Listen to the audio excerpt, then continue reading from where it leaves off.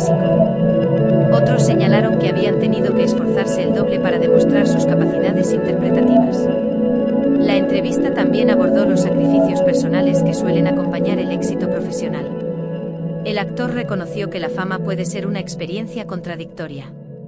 Por un lado, ofrece oportunidades extraordinarias.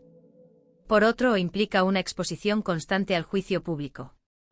Aprendí que no puedes controlar lo que los demás piensan. Lo único que puedes controlar es tu trabajo y tu actitud, comentó. Sus palabras fueron interpretadas como un mensaje de madurez y confianza personal. Mientras tanto, las redes sociales continuaban llenándose de comentarios.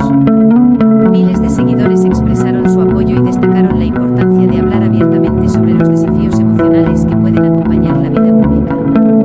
La discusión también puso sobre la mesa otro tema importante: la diferencia entre la percepción externa y la realidad interna de las personas famosas.